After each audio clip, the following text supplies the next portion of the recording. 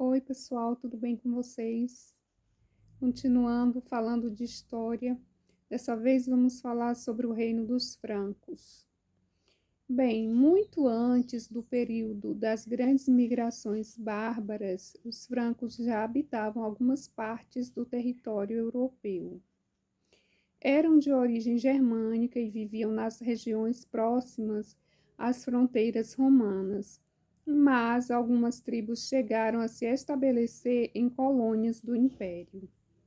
Alguns francos chegaram a ser incorporados como soldados do exército romano. No início do século V, depois que as defesas romanas sucumbiram de vez aos bárbaros, os francos estabeleceram-se e construíram sua história na área que hoje corresponde ao território da França, a antiga Gália Romana. Essas terras foram conquistadas sob a liderança de Clovis.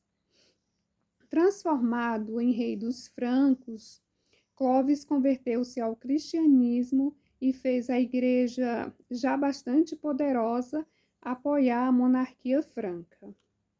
A sua conversão motivou outros povos migrantes a seguir o seu exemplo.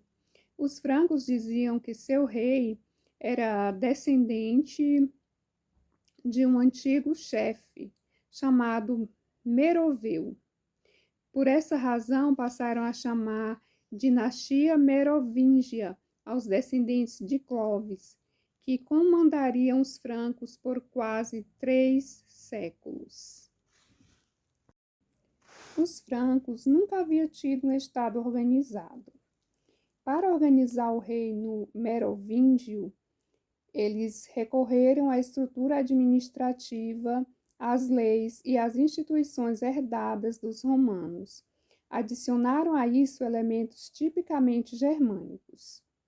A concepção do reino como propriedade do monarca e também a constituição de laços de lealdade pessoal entre o soberano e o povo. Esses laços, pautados em juramentos e obrigações de ambas as partes, eram a base das relações entre suzeranos e vassalos, mais tarde generalizadas por toda a Europa. Durante a dinastia merovingia, o rei perdeu sua autoridade e o poder efetivo passou a se concentrar nas mãos dos grandes proprietários, vários deles ministros do rei, que eram chamados de prefeitos do palácio. O mais conhecido deles foi Carlos Martel, que bloqueou o avanço dos europeus, aliás, dos árabes na Europa, ao derrotá-los na Batalha de Poitiers em 732. Em 751, Pepino o Breve, filho de Carlos Martel, aproveitou-se do seu cargo de prefeito do palácio para derrubar o último rei merovingio, Childerico III. Pepino contou com o apoio dos nobres, que o escolheram como rei dos francos, e da Igreja Católica, que lhe outorgou o título de rei pela graça de Deus. Pepino conquistou o apoio da Igreja cedendo ao Papa parte dos territórios na Península Itálica, tomados, no caso, dos bárbaros e bizantinos.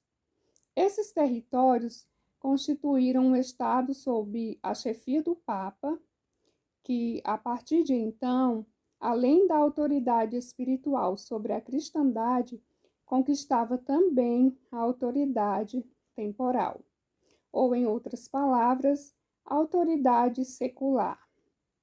Inaugurava-se, assim, a dinastia carolíngia. Dela nasceu o mais conhecido governante da Alta Idade Média, Carlos Magno, de quem advém o nome dessa nova linhagem dinástica.